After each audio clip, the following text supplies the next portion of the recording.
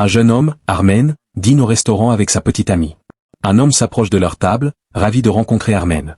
L'homme appelle sa fille et lui dit qu'il a rencontré son fiancé, qui a oublié de mentionner qu'il avait déjà une petite amie. Armen s'enfuit de son futur beau-père. Pendant ce temps, un autre jeune homme, Turan, rentre chez lui. Sa femme, Alina, l'attend. Il annonce qu'il a un cadeau pour leur anniversaire de mariage. Alina est ravie, pensant à une voiture. C'est en fait une machine à laver. Déçue, Alina se laisse tomber sur le canapé. Turan remarque que leur cagnotte d'économie a disparu. Alina explique qu'elle a dépensé l'argent pour une robe, mentionnant son ami dont le mari lui a offert un voyage en Europe pour leur anniversaire. Elle ordonne ensuite à Turan de sortir les poubelles. Armen appelle Turan. Devant sa femme, Turan prétend qu'Armen est incroyablement jaloux de l'achat de leur nouvelle machine à laver et demande à Alina de leur préparer à manger. Alina évoque à nouveau le mari de son ami, qui passe son temps au café avec ses amis. Frustré, Turan sort les poubelles et trouve Armen caché entre les bennes. Armen veut se cacher chez Turan, mais celui-ci, se souvenant d'Alina, suggère d'aller au café. Les amis et un taxi conduit par un blagueur nommé Tima. Après avoir négocié le prix, ils partent. En chemin, Armen raconte sa mésaventure avec le père d'une de ses copines qui prévoyait quelque chose de sérieux. Turan lui conseille de se stabiliser, lui parlant de son mariage, de son hypothèque de 25 ans et de sa machine à laver. Il appelle sa femme, faisant l'éloge de la machine à laver, mais Alina lui dit sarcastiquement d'épouser la machine à laver et raccroche. Tima leur confie qu'il a une relation parfaite avec sa voiture, qu'il appelle affectueusement son « hirondelle ». Leur voiture est prise dans un embouteillage. Les gars voient une voiture rose sur le bord de la route et une fille qui essaie de la démarrer.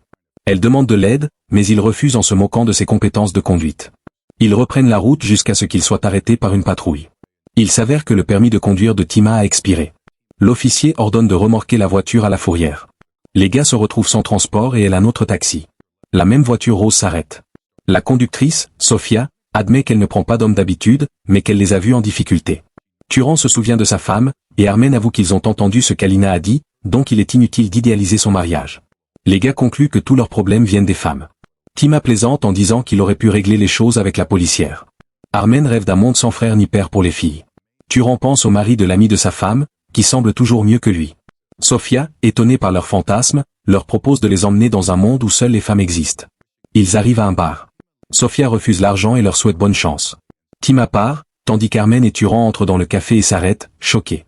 À l'intérieur, il n'y a que des femmes qui hurlent d'excitation en les voyant. Des boissons arrivent de toutes les tables. Une serveuse annonce que tout est gratuit pour eux et qu'ils peuvent se détendre. Stupéfait, Armen prend son téléphone et remarque que tous ses contacts masculins ont disparu. Turan provoque l'hilarité lorsqu'il demande de mettre la télévision sur un match de football masculin. La serveuse explique qu'il n'y a que 3 hommes au monde, et qu'il faut au moins 22 joueurs pour un match. Se souvenant des paroles de Sofia, Turan demande où sont les toilettes pour hommes. La serveuse s'excuse en disant qu'elle ne s'attendait pas à ce que des hommes visitent le bar. Les gars se précipitent dehors, choqués de réaliser qu'ils sont dans un monde de femmes. Tima apparaît soudainement, leur disant que même les policiers étaient des femmes. Sofia s'approche d'eux, surprise par leur étonnement. Après tout, ne voulait-il pas d'un monde sans hommes?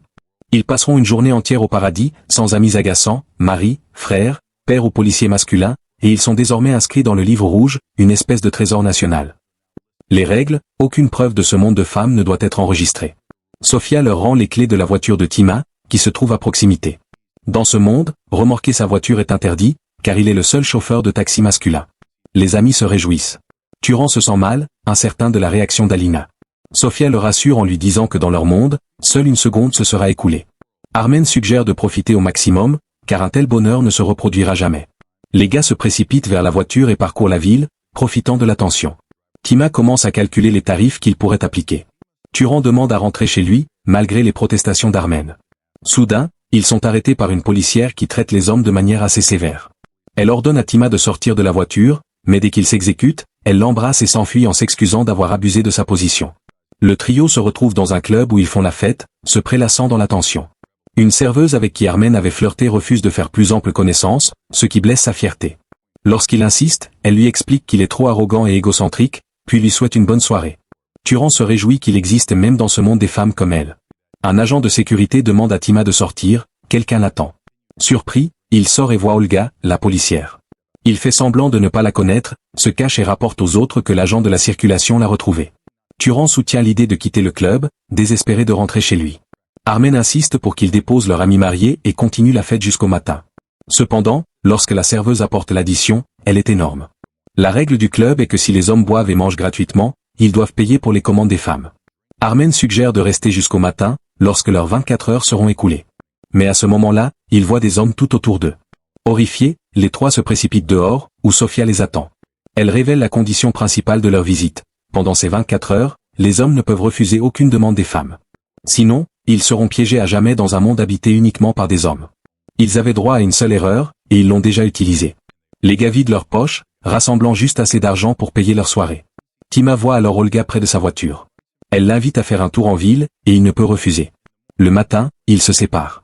Pendant ce temps, Alina propose à Turan le petit déjeuner de son choix, disant qu'elle est prête à tout pour son mari chanceux. Elle suggère d'organiser un dîner pour lui et Armen, sachant que cela lui ferait plaisir, puis appelle Armen, l'invitant et lui demandant d'apporter des épices. Armen accepte à contre-cœur. Cependant, lorsqu'il sort, une dame âgée lui demande de l'aider à porter son sac jusqu'à son appartement. Armen n'a d'autre choix que d'obtempérer.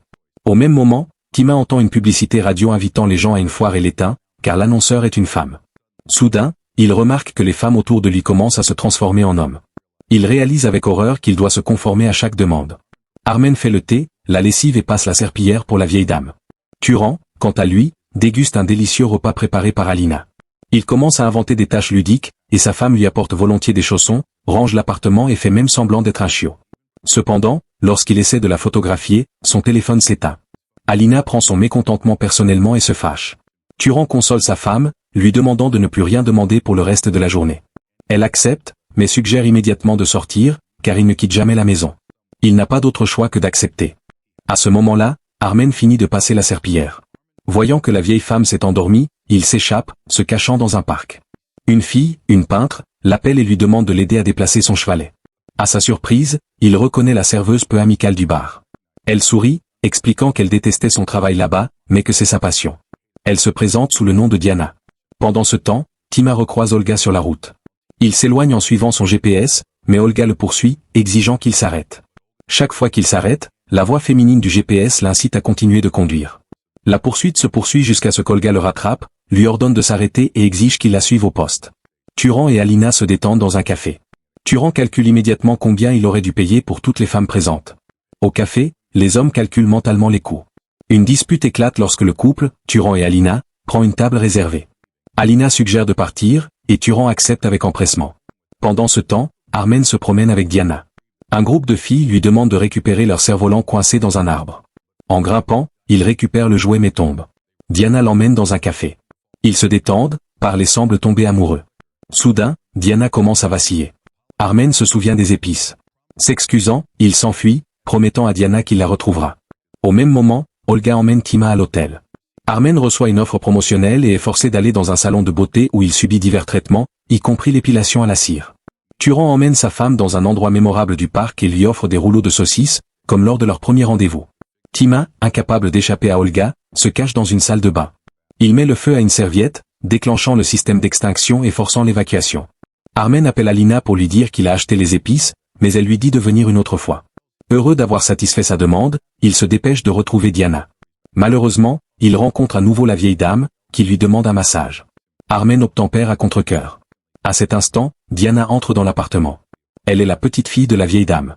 Ils quittent l'appartement ensemble, la grand-mère leur criant de ne pas s'embrasser. Tima essaie de se cacher d'Olga dans un ascenseur, mais pendant l'incendie, il se bloque, et il est repris. À la demande d'Armen, Diana peint son portrait, bien qu'elle ne comprenne pas pourquoi ils ne prennent pas juste une photo. Armen ne peut pas lui dire la vérité et dit simplement qu'ils pourraient ne plus jamais se revoir.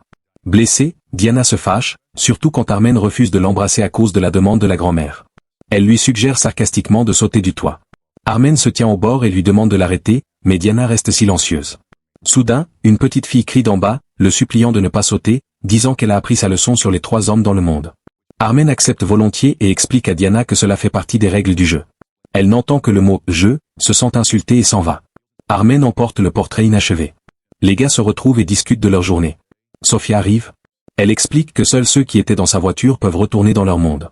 Soudain, Armen détourne le taxi de Sophia et s'élance pour retrouver Diana, déterminée à l'emmener à la place de Sophia. Il ne sait pas où elle habite. Ils arrivent chez la grand-mère, qui les conduit chez Diana. Cependant, Diana refuse d'ouvrir. Armen la supplie de le croire, mais elle refuse de partir. Les gars retournent auprès de Sophia, qui refuse de les ramener et prévoit de partir seule. Armen s'excuse, expliquant ses raisons, offrant même de rester dans ce monde pour toujours. Sophia reste impassible.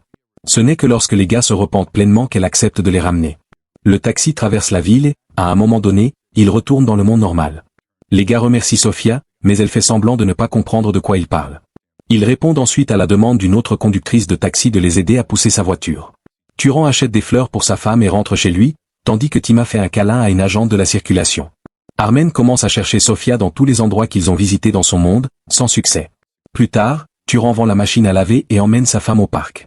Armen se rend à l'appartement de Diana, mais une autre femme y vit avec son mari jaloux. Turan offre des rouleaux de saucisses à sa femme et lui donne des billets pour Paris. Tima récupère sa voiture et tombe sur Olga, qui engage une conversation sur sa voiture bien-aimée. Les deux trouvent un terrain d'entente. Armen se rend dans une école d'art pour faire terminer le portrait de Diana. À sa grande surprise, il voit Diana elle-même. Ils se rencontrent à nouveau pour la première fois et deviennent un couple. Pendant le générique, Tima emmène Olga à l'hôtel, mais cette fois, il porte un uniforme de police, déterminé à modifier certains de ses souvenirs. Abonne-toi.